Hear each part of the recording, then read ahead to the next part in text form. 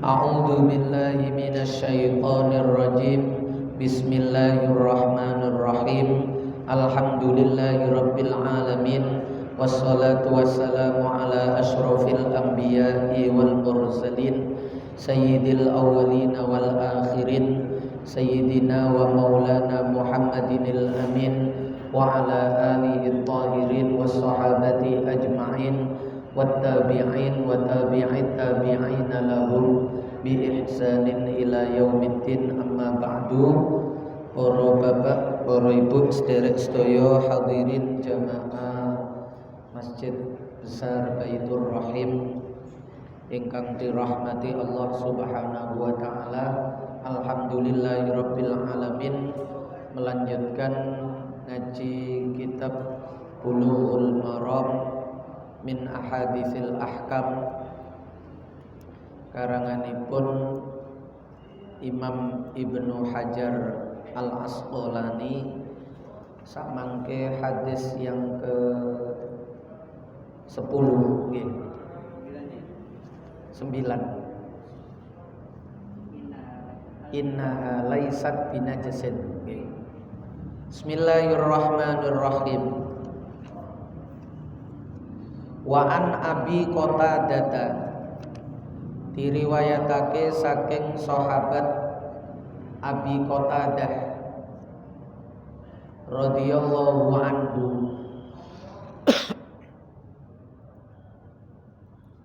Nama aslinya adalah Al-Haris ibni Rib'i As-Sulami Al-Ansari, salah seorang dari sahabat Ansor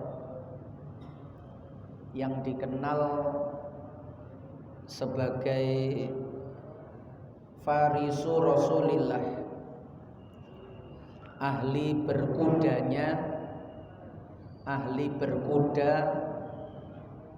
di zaman Rasulullah sallallahu alaihi wasallam.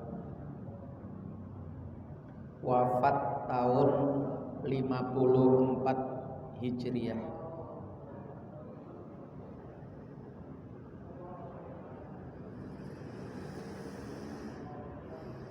Diriwayatkan anna Rasulullah sallallahu alaihi wasallam, sak temene Kanjeng Nabi Muhammad Rasulullah sallallahu alaihi wasallam iku kala dawuh sapa Kanjeng Nabi fil hirrati, terkait ing dalem masalah kucing.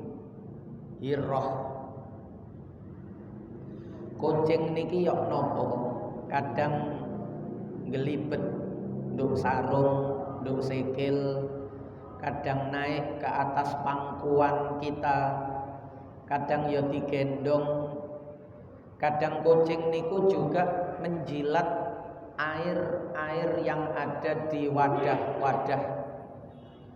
Air nduk timbo dijilat kucing, nduk bak dijilat kucing. Bagaimana status kucing itu dan bagaimana status benda-benda yang dihinggapi, ditemplei, didilati kucing niku. Pokok boten dipipisi, nggih. Nek pipis jelas, buang kotoran jelas. Tapi jilatan kucing, terus kadang kucing niki longgo ndukur kursi. Lalu kita bagaimana duduk di atas kursi itu? Kucing nempel-nempel nduk kaki, kadang malah di mangku. Bagaimana kaki yang ditempeli kucing, paha sing gendong kucing, dan seterusnya. Dijawab kali Kanjeng Nabi, innaha laisat binajasin. Innaha sak temene kucing iku laisat, ora ana apa kucing ora ana iku binajasin, kelawan dihukumi najis. Kucing itu tidak dihukumi najis, meskipun dimakan niku haram. Jadi banyak hewan haram itu yang tidak najis selama masih hidup. Jadi tidak semua yang haram itu najis, tapi kalau najis pasti haram. Sesuatu yang najis dimakan pasti haram. Tapi kalau haram itu kadang najis, kadang suci. Contohnya kucing, ular. Niku kita menyentuhnya ketika masih hidup, niku suci. Tapi kalau memakannya niku haram, karena dia bertaring, karena dia makan daging, atau bahkan karena dia hewan yang hidupnya itu di sekitar kita. Kemenungsan, cara wong Jawa ngarani kemenungsan, sehingga mangan hewan sing gelibet. Lho menungso niku koyok mangan, ngoten. Kemenungsan. Kucing itu tidak najis, innama hiya, angin pestine utawi hirroh iku minat tawafina, setengah saking piro-piro hewan kang gelibet. Tawaf niku muter-muter. Maksudnya gelibet. Setengah saking piro-piro hewan sing muter-muter, gelibet, yang sering dijumpai, sering berada, sering dekat alaikum ing atase sira kabeh. Akhrajahu ngetokake ing hadis sapa al arba'atu imam papat, Bukhari, Muslim, Abu Dawud, Tirmidzi.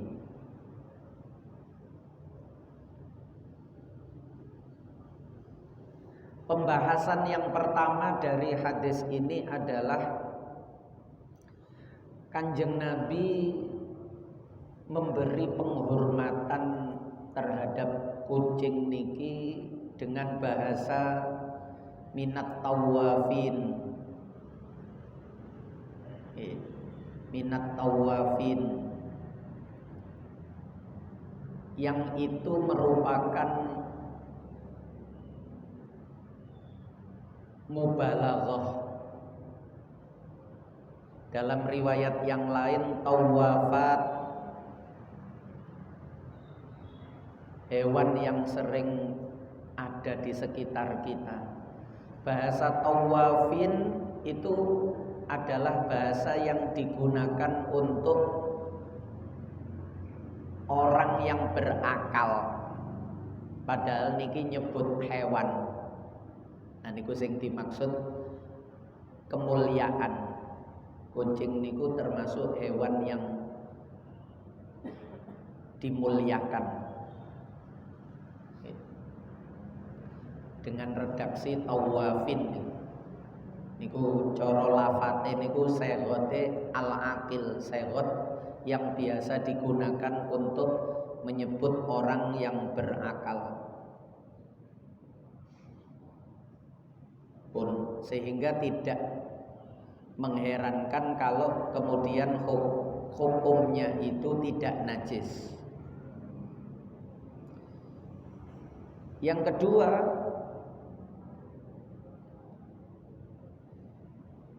yang disebut bukan hewan najis,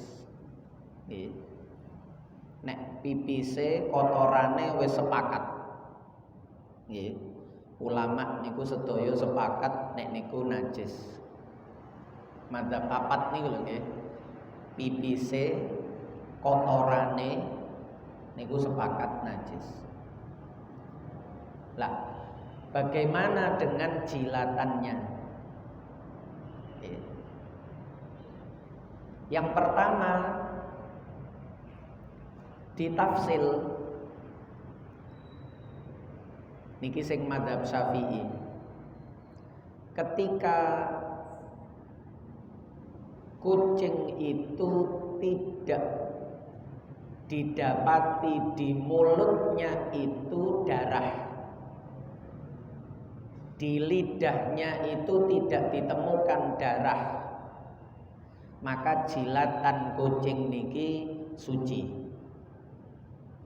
Tetapi ketika ditemukan pada jilatan kucing niku darah, misalnya karena kucing niki baru saja memakan bangkai atau hewan, ya, mari nyekel tikus misalnya, terus darahnya itu masih ada di mulutnya, terus jilat kaki kita atau jilat air, lah status jilatannya itu karena jelas masih ada darah di mulutnya atau di lidahnya, niku nggih tetap najis karena faktanya ada darah. Tetapi kalau tidak ada, maka dihukumi suci. Meskipun tidak ada loh, tapi meskipun dugaan kuat mulute kucing niku biasane makan bangkai-bangkai ngoten niku, tikus sing ana darahe, dan kucing niku nggih mboten ngerti nyuceni. Oh iki mari mangan ana gedene, aku tak kumur-kumur, mboten ngerti kucing niku. Terlepas kucing itu habis memasukkan mulutnya ke dalam air sungai atau sejenisnya ataukah tidak. Maksudnya nek kucing niki setelah makan hewan-hewan sing dihukumi najis wau niku terus dia mulutnya dimasukkan ke dalam air nduk pinggire sungai, niki jelas dihukumi suci. Tapi umpama tidak sekalipun tetap dihukumi suci, asalkan niku wau, asalkan di mulutnya itu tidak ditemukan darah. Sebab cekelan kali dohire hadis niki, innaha laisat binajisin, kucing itu bukan termasuk hewan yang najis. Kucinge lho nggih, mboten pipise, mboten kotorane. Sehingga jenengan menyentuh bagian mana saja, termasuk waktu di pangku niku, posisi kucing niku kan duduknya ngenten. Kemungkinan besar di bagian bawah niki kan nggih tempat nggone pipise, nggone niku mboten masalah. Yang penting tidak ada bekas, misalnya kucingnya nyengkre, mantun longgo ngenten, kucingnya pergi terus ada kotorannya lah, kotorannya itu yang dihukumi najis.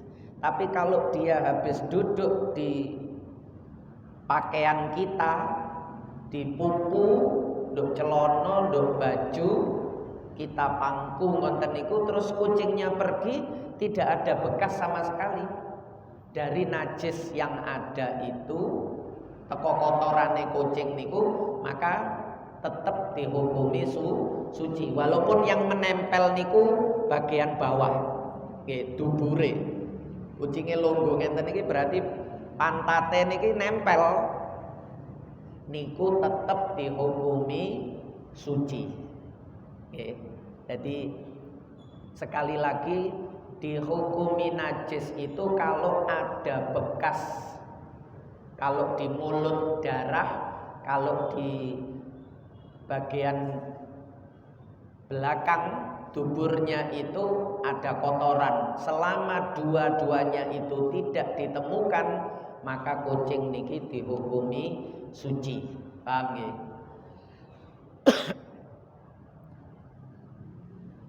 Kalau mazhab Hanafi niku air yang dijilat kucing niku Walaupun dihukumi suci, tapi cara madzhab Hanafi makruh digunakan. Jadi sebenarnya nggih suci, tapi ono tambahane makruh digunakan. Niku pandangannya madzhab Hanafi. Kenapa makruh? Karena tadi itu ada kemungkinan bahwa airnya itu kena bekas jilatan kucing yang baru saja atau habis makan sesuatu yang sifatnya niku najis. Tapi kalau dihukumi najis nggih mboten saged. Karena tadi faktanya mulutnya itu tidak ada darah dan di airnya itu tidak ada bekas darah juga. Jadi mboten iso dihukumi najis sebab Kanjeng Nabi sudah jelas menyatakan innaha laisat binajisin. Jadi kucingnya itu ndak najis. Kalau najis itu nggih darah yang di mulut atau kotoran yang di tuburnya itu. Nggih, utawa pipis, jelas-jelas kucingnya niku pipis. Kena korden atau kena tembok, berarti tembok niku najis karena jelas ada air kencingnya kucing tadi. Nah niku bukan kucingnya, air kencingnya. Nah niku air kencing sinten mawon nggih najis. Termasuk onta niku. Nggih. Sing dihebohno niku kan wudu gawe pipise unta, malah diminum. Wah niku mboten ngerti cerita. Nggih. Riwayat sing ngombe pipise air seni, air kencingnya unta itu di kondisi perjalanan yang tidak ditemukan air, sementara perbekalan airnya itu tidak ada atau tinggal sedikit. Jenengan terbayang mboten? Kemarin niku kula ngrasakno niku dari Edfu atau Aswan menuju Humaisaro, makame Sayyidi Syekh Abil Hasan Asyadzili niku sekitar 450 km. Niku ndak ada tempat pemberhentian, ndak ada napa jenenge rest area. Ndak ketemu perkampungan. Ndak ada orang jualan di pinggir jalan. Mboten ketemu omah. Jadi kanan kiri niku nggih gersang gurun gunung. Tidak ada pepohonan sama sekali. Awak dhewe ndamel bis, Pak. Bagaimana orang-orang dahulu menggunakan onta. Bekal air yang dibawa pasti terbatas. Sebanyak apapun itu pasti tidak akan cukup kalau habis. Pasti tidak akan cukup. Mulane ten perjalanan itu banyak makam-makam orang yang hendak berziarah ke Abil Hasan Asyadzili yang meninggal di perjalanan. Sayyidah Atiyah, Syekh Salim, banyak niku.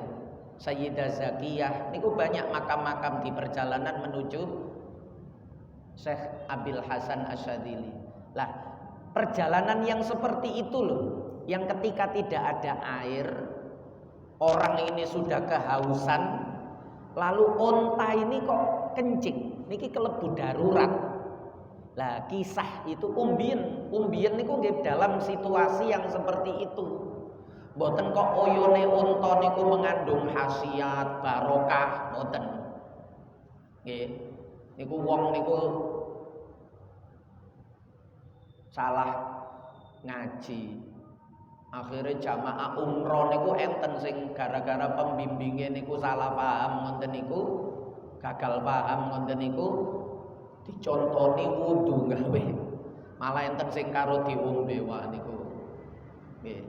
Niku merendahkan Islam.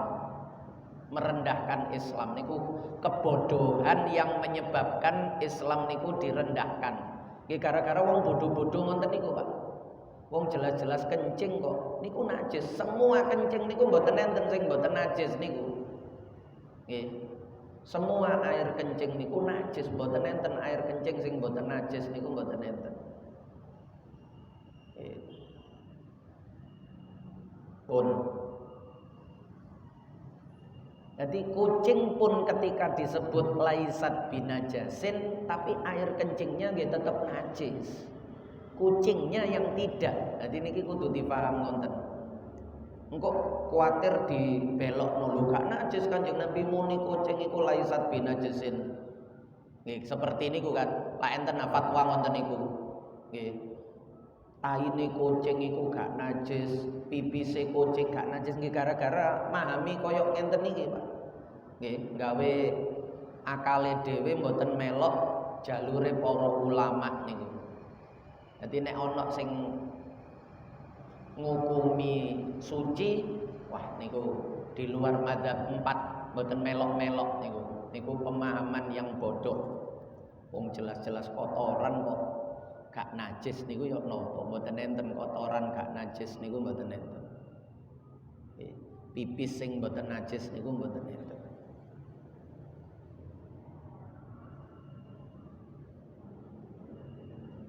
Sampun. Wa an Anas bin Malik lan diriwayatake saking sahabat Anas bin Malik. Jadi terkait ini hampir tidak ada perbedaan di kalangan ulama niku. Bedanya niku nggih. Lah, bedane niku ten mriki.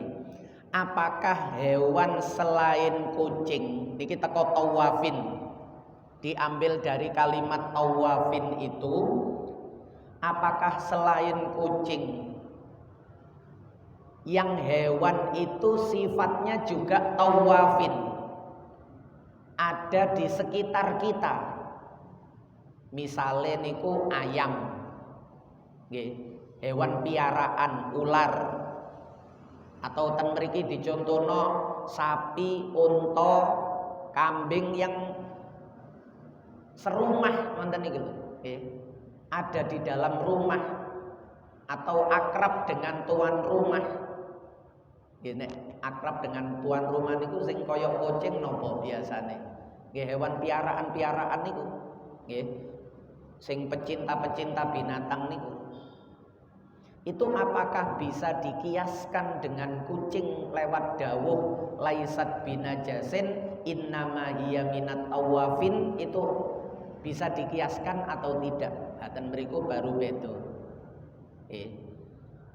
Cara mazhab Hanafi, Maliki niku disamakan. Bahkan cara mazhab Maliki ten mriki niki ngeri niki nek disebutno salah paham kok wong-wong nggih. Enak niku mazhab Syafi'i mawon nggih.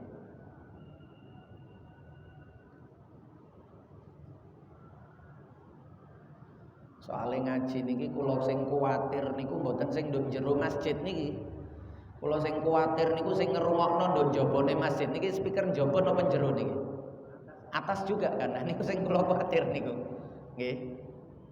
Nek sing nduk jero niki bisa bertanya. Nek sing nduk njaba niku kapolae sambil disambi melihat lalu lalangnya jalan orang berkendara nggih. Nah, niku ngrungokno mboten iso sempurna. Ketika kita menerangkan iki madzhabe Syafi'i, iki madzhabe Maliki, mboten krungu wonten, krungu diambil oh gak najis, oh oleh. Wah, wonten niku sing kula kuwatir niku nggih. Kuwatir betul kuwatir. Lane nek kula asline seneng speaker dalam, tapi kan kurang menarik nggih. Alasane syiar niku kan ngoten, tapi nggih niku resikone yang di luar itu mendengarkannya tidak penuh sehingga sering salah paham. Pun wa an Anas bin Malik lan diriwayatake saking sahabat Anas bin Malik radhiyallahu anhu.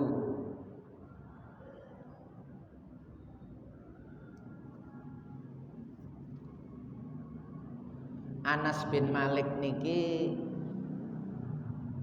ibunya itu dekat dengan Kanjeng Nabi karena sering coroten mriki rewang.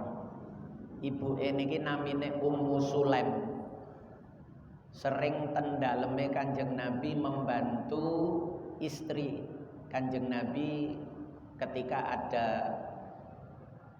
masak nopo ngoten niku. Suaminya Malik niki meninggal dunia. Kemudian Ummu Sulaim ibuke Anas niki dilamar oleh salah seorang sahabat Ansor yang bernama Tolhah. Lah Tolhah niki sudah punya anak 4 nopo 5 ngoten. Ummu Sulaim baru punya anak 1 Anas bin Malik niki. Dadi sik 6.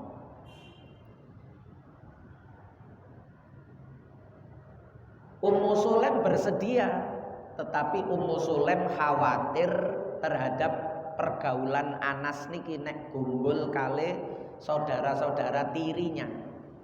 Polahe sik cilik, khawatir engko terjadi apa-apa. Akhirnya Ummu Sulaim niki kepikiran menitipkan sahabat Anas bin Malik kepada Rasulullah Shallallahu Alaihi Wasallam. Niku di tahun pertama Kanjeng Nabi hijrah. Di tahun pertama Kanjeng Nabi berada di kota Madinah. Dikatakan kepada Kanjeng Nabi, Ummu Sulaim, niki Kanjeng Nabi, anak saya Anas usianya 10 tahun, dititipno Kanjeng Nabi niku umur 10 tahun. Masih kecil tapi tegas.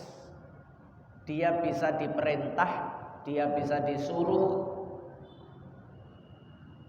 Akhirnya Anas diterima kali Kanjeng Nabi. Bahkan Ummu Sulaim minta kepada Rasulullah supaya mendoakan Anas bin Malik. Jenengan dongakno Kanjeng Nabi. Didongakno napa? Doakan umurnya panjang. Biasane wong tuwa niku ngoten sing dipikirno. Doakan hartanya banyak, sugih. Doakan anaknya banyak. Jadi 3 niki didongakno kali Kanjeng Nabi. Nggih, tak dongakno umure panjang, duwike akeh, anake akeh. Tak tambahi, muga-muga disepuro karo Gusti Allah. Nah niki ceritane Anas bin Malik piyambak. 3 ini sudah diwujudkan. Niki ketika Anas niku sudah sepuh, cerita hadis niki, cerita dawuh Kanjeng Nabi niki. 3 ini sudah diwujudkan dan aku menunggu yang keempat. Mudah-mudahan diampuni oleh Allah. Jadi Anas niki wafat di usia 104. Umure niku sampai 104. Anake niku 99. Pun takon ibuke pira nggih. Anake niku 99. Niki ten nggone niku Hasyiae Abi Jamrah. Ringkasan Sahih Bukhari. Terus nggih mesti sugih. Mosok anak 99 mboten sugih. Tapi anake Anas sing kuwatah niku banyak yang wafat nggih. Menyisakan beberapa saja, mboten sampai 10. Yang hidup itu tidak sampai 10. Karena kena wabah taun koyok mriki corona wingi ngoten niku. Niku anake Anas banyak yang meninggal. Doa Kanjeng Nabi dikabulkan Allah, tinggal yang 1 yang aku tunggu. Kanjeng Nabi ndongakno aku muga-muga disepuro dosane. Soale umur panjang niku rawan dosane akeh. Nggih. Duwike akeh, harta banyak itu nggih rawan banyak dosa. Anak akeh niku nggih rawan banyak dosa. Wong anak 3 ngoten mawon wis ngregetno ati nggih. Lesan niki wis gak leren-leren. Napa malih 99 tambah ya. Niku Anas bin Malik. Jadi yatim, ibunya menikah lagi, lalu dititipkan kepada orang lain. Niki nek cara kisah hidup ngoten ngenese nemen. Ngenes. kemalangan yang bertumpuk-tumpuk, kemalangan yang bertubi-tubi. Sudah ditinggal mati ayah, ibunya kawin lagi, diberikan kepada orang lain pula. Niki nek cara sak mangke sakno enak nasibmu nak. Bapakmu mati, ibumu rabi maneh, dikekno wong pisan. Niku Anas niku. Tapi dari perjalanan yang seperti itu justru mengantarkan Anas itu menjadi sahabat yang namanya sering-sering disebut, termasuk salah satu sahabat yang banyak meriwayatkan hadis di samping Abu Hurairah, Abdullah bin Abbas, Abdullah bin Umar, Aisyah, nah terus Anas nih, banyak meriwayatkan hadis. Kala ngendika sapa Anas, jaa a'rabiyun. Nah niki. Jaa teko sak mangke carane nyuceni bumi lemah. Sebab masjid ketika itu zaman Kanjeng Nabi nggih, masjidnya niku dari belum ada semen, dereng enten keramik, napa malih karpet, permadani dereng enten. Jadi masih tanah, pasir. Cuma dibatasi dengan napa?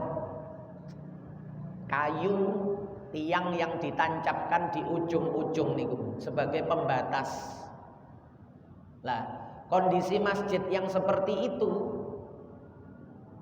ono cagak cara mriki sisi kidul, sisi wetan, sisi lor untuk batas ini masjid. Di luar itu bukan masjid. Mulane di Al-Quran itu ada kisah iktikaf di dalam masjid. Jangan sampai suami istri itu hubungan. Wala tubashiruhunna wa antum akifuna fil masajid. Itu kondisi masjid zaman dulu. Kalian wahai suami jangan sampai kumpul hubungan suami istri dengan istri kalian di dalam masjid sementara kalian sedang iktikaf. Niku nek zaman sakniki gak mungkin gendeng. Atau wong sakniki malah lah yo sahabat iku sahabat biyen niku cek nemene. Mosok ngono kok nduk jero masjid. Ramadan pisan. Wala tubashiruhunna wa antum akifuna fil masajid. Tilka hududullah. Karena dulu seperti itu kondisi masjidnya, sehingga orang itu kalau iktikaf mendirikan tenda. Karena masjidnya tidak ada atap. Mboten enten atape, mboten enten, terbuka, lantainya tanah. Cuma ditandai dengan batas-batas kayu yang ditancapkan di ujung-ujung niku, 4 niku. Gawe tenda iktikaf dengan anak istrinya di dalam tenda, atau hanya sendirian, atau hanya berdua dengan istrinya. Lah nek nduk jero tenda yo gak kroso koyok miliknya sendiri, ndak ada orang yang melihat, bisa saja terjadi seperti itu, kebablasan di dalam masjid. Junub kan haram, apalagi melakukan perbuatan yang menjurus kepada menjadikan junub, ndak boleh. Nah niku ngonten ceritane, termasuk niki. Jadi niki nek mboten diceritakno ngonten mongso cek nemene. Nah, karena kondisinya berbeda. Nek masjid sakniki nggih gak mungkin. Jaa teko sapa a'rabiyun wong Arab pedalaman. Jadi ada a'rabi, ada arabi. Nggih, ada a'rabi. A'rabi niku orang Arab pedalaman. Nek kiai biyen maknani wong Badui. Tapi niki tidak terkait dengan suku yang ada di Indonesia mboten. Maksudnya orang wong alas, orang yang jauh dari pemukiman. Hidupnya niku jauh dari pemukiman. Urip dhewe ndongone pinggir bukit-bukit atau lereng-lereng gunung ngoten niku, jauh dari pemukiman. Sehingga biasanya niku kurang mengerti bahasa pergaulan. kasarane niku kurang duwe tata krama karena jarang bergaul dengan manusia. Niki mboten wong desa lho nggih. Nek wong desa justru punya adab sopan santun yang tinggi. Niki orang gunung, wong sing biasa urip do alas, gak ketemu wong, niku A'rabi. Lah ini datang ke Madinah, fabala, nuli pipis, ngoyo, sopo A'rabi, fi taifatil masajidi, ing dalem arah-arahe masjid. Nggih, ten cagak-cagak niku wau. Pinggire cagak ngoten niku. Karena kan ya sampai sekarang biasanya sopir-sopir niku nek nduk dalan kok kebelet niku biasanya sing digoleki niku ya cagak listrik utawa wit gede ngoten niku ya. Ada pohon niku iso dia bersembunyi atau di situ tempatnya. Lah A'rabi niku nggih ngoten. Dia melihat kok ana kayu ngadeg, ana cagak, wis pipise ten mriku. Padahal niku masjid fi taifatil masjidi. Sementara di dalam masjid ketika itu banyak sahabat. Nggih. Di dalam masjid banyak sahabat dan ada Rasulullah. Nggih kira-kira pas ngaji ngenten iki nduk masjid. Dadak ada orang yang datang dengan kondisi masjid yang diceritakan tadi nggih. Lantainya masih tanah, belum ada dinding. Awal-awal Islam niku dereng sempat bangun bagus kaya sak mangke jauh. Nggih. Sing penting iso dinggoni salat niki dinyatakan sebagai masjid. Kalau toh ada tutup niku yang bagian depan dekat imam niku. Dari pelepah-pelepah konten niku, cagak-cagak kayu berdirikan terus di atasnya dikasih tutup berupa pelepah yang sekedar diletakkan konten mawon. Tiba-tiba dia itu A'rabi ini kencing di salah satu sudut masjid. Fazajarahun nasu, nuli nyegah nggih ing A'rabi sapa annasu menungso.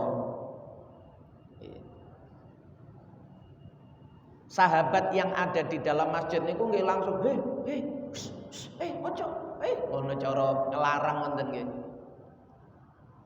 Masjid kok nduk kene ngoten. Terus melihat itu cepat-cepat Kanjeng Nabi niku fanahahum. Mongko nyegah sapa Kanjeng Nabi ing sahabat jarno. Wis jarno, biarkan saja, biarkan. Sapa Rasulullah sallallahu alaihi wasallam. Niki Kanjeng Nabi. Nggih. Nek cara sak mangke mboten enten yang mengambil sikap seperti Nabi niki ndak ada. Pasti sepakat kompak cara sak imame, sak makmume, sak takmire, sak jamaahe niku langsung kurang ajar iku masjid kok diuyui. Tapi Rasulullah ndak. Justru melarang sahabat untuk mencegah, untuk melarang atau nggurak, nggurak bahasa sing enak niku nek cara Jawa ngoten nggurak A'rabi yang sedang pipis niku. Kenapa? Sebab kalau sedang pipis tenang berdiri ngenten misale, terus ana sing nggurak suruh pergi niki iso sambil lari. Malah najise enggak hanya di satu tempat, malah iso tercecer di berbagai tempat. Niki Kanjeng Nabi pikirannya ngonten. Jangan, enggak apa-apa, biarkan saja. Oleh enggak ngerti Pak, jenenge wong enggak ngerti niku nggih. Jangan dilarang ketika dia melakukan perbuatan yang dilarang niku. Tapi beritahu terlebih dahulu. Jadi ngelarang niku kalau kita sudah memberitahu. Kalau kita belum pernah memberitahu terus melarang niku, ngelarang niki pelanggaran. Karena orang yang dilarang pasti menolak. Wong dia tidak tahu, tiba-tiba dilarang, dia mesti nggak terima. Jadi sebelum melarang kasih tahu terlebih dahulu. Mas, iki masjid.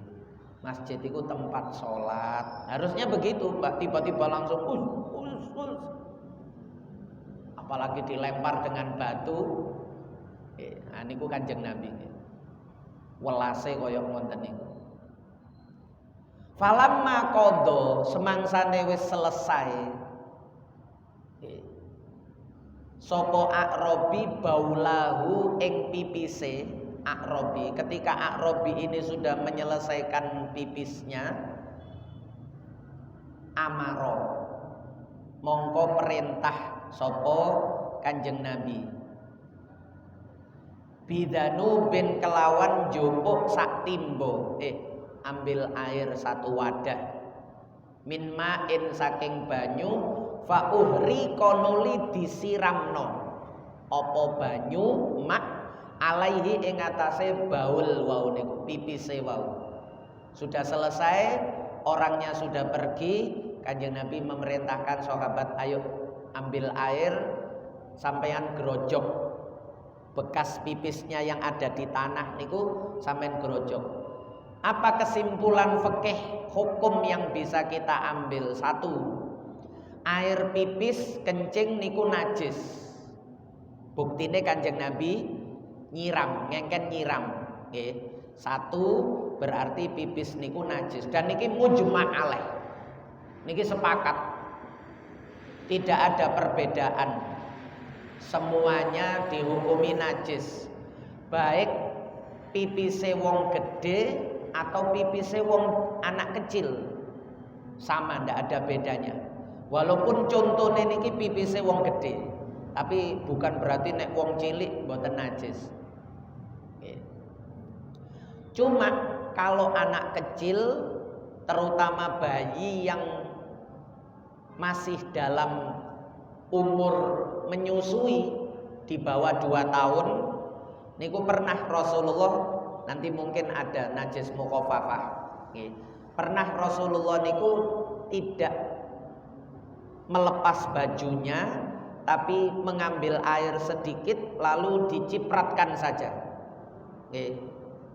Yurassu, dicipratno nanggone bajunya Rasulullah niku, dan beliau menggunakannya untuk sholat.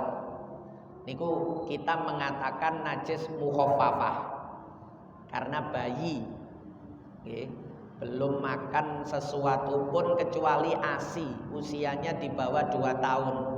Lah niku pengecualian, tapi tetap najis. Cuma najisnya mukhafafah, cara mensucikannya lebih ringan.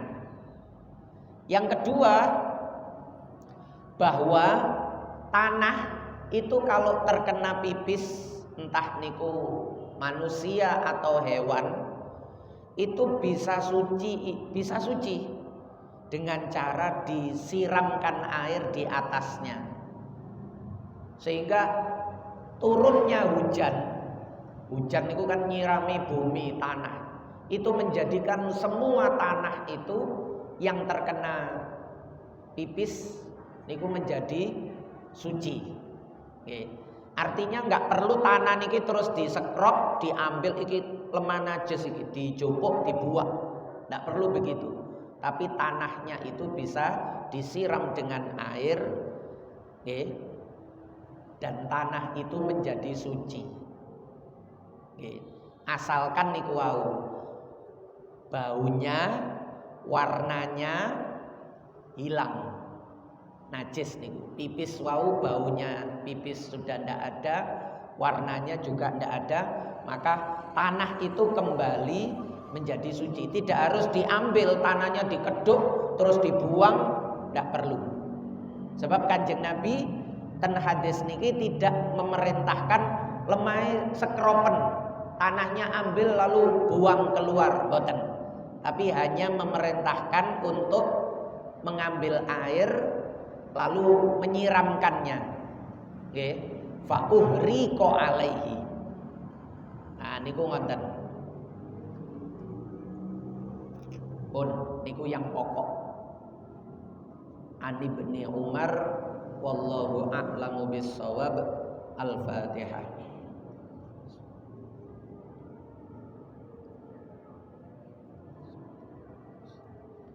Siratal ladzina an'amta 'alaihim.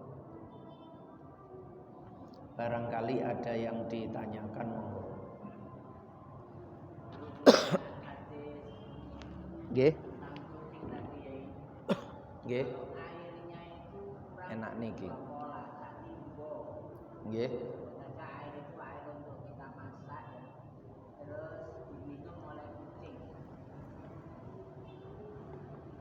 Nggih. Nggih. Boten. Nggih.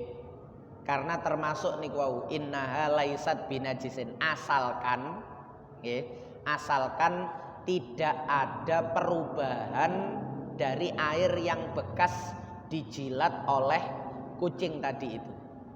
Nggih. Asalkan tidak ada perubahan.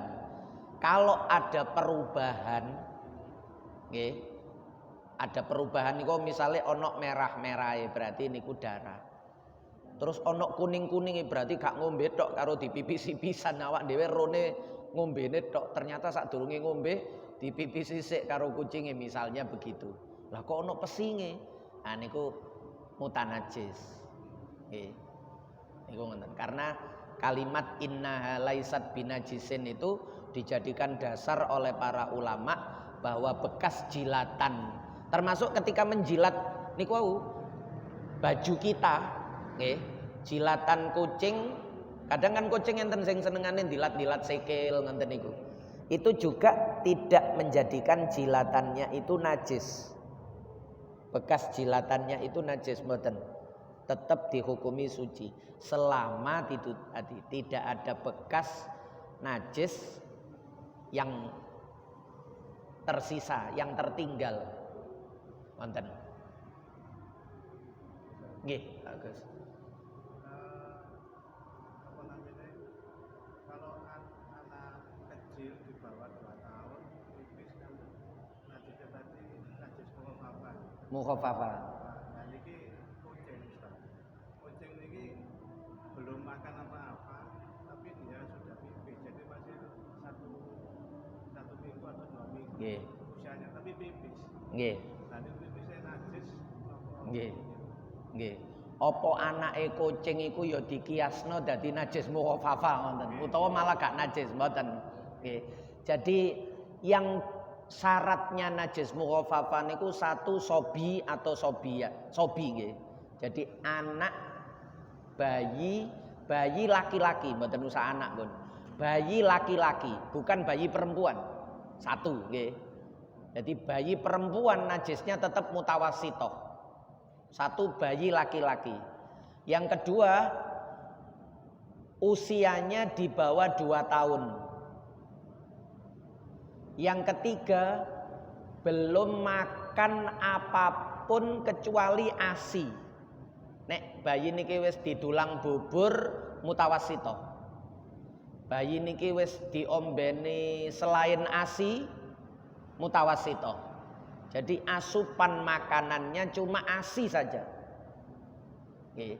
Niku baru dihukumi mukhafafah. Dan niku bayi laki-laki, bukan bayi perempuan. Dan pipis, satu lagi pipis tok. Nggih.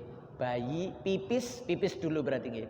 Pipisnya bayi laki-laki yang berusia di bawah 2 tahun hanya makan atau asupan makanannya itu hanya dari ASI saja. 4 nih syaratnya.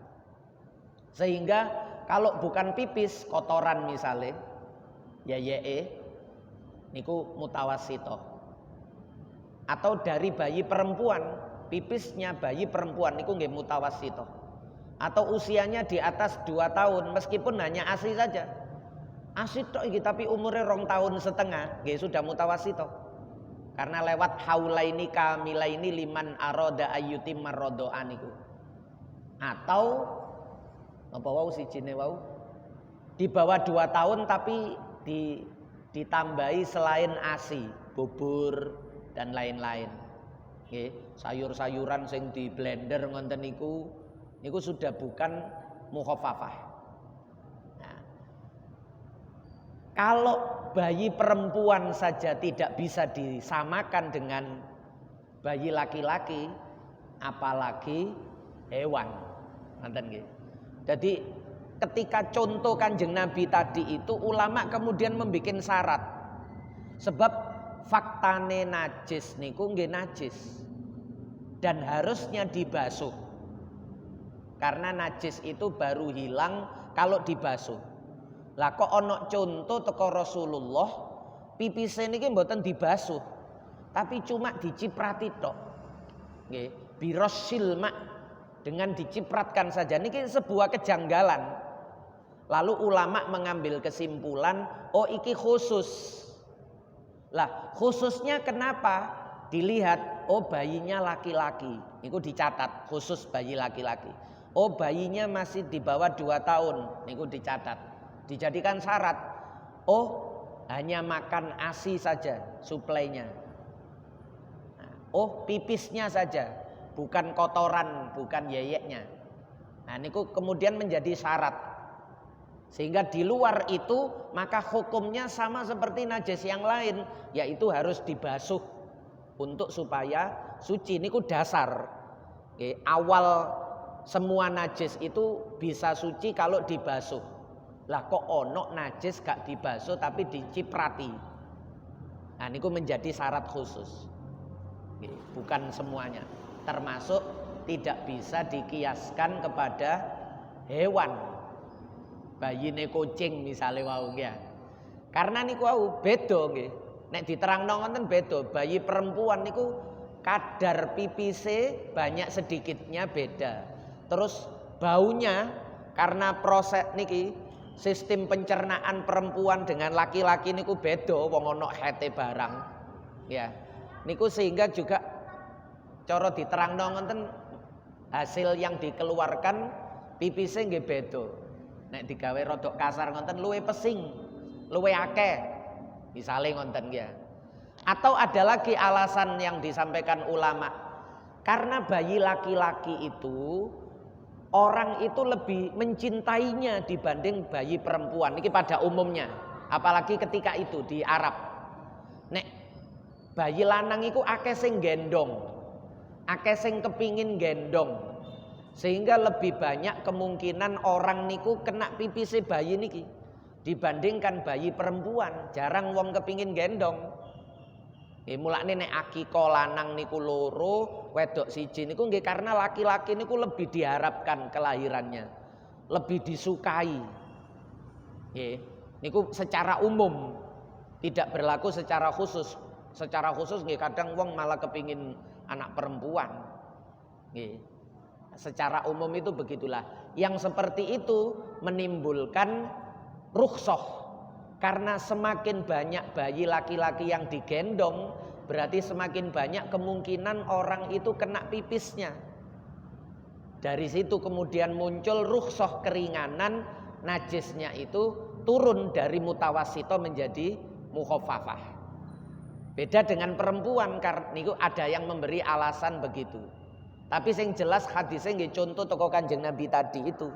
Lalu ulama meneliti, mengkaji, ternyata bayinya dengan syarat yang saya sebutkan 4 tadi itu. Nah, niku ngoten ya. Nggih, sampun.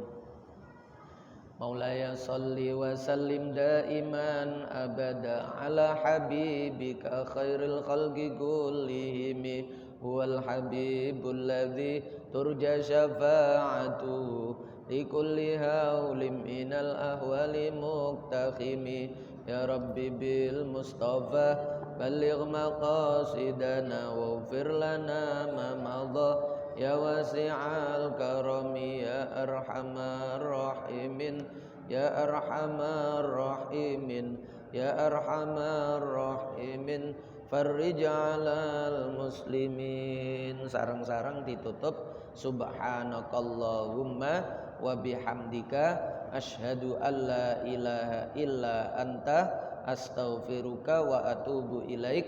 Wassalamualaikum warahmatullahi wabarakatuh.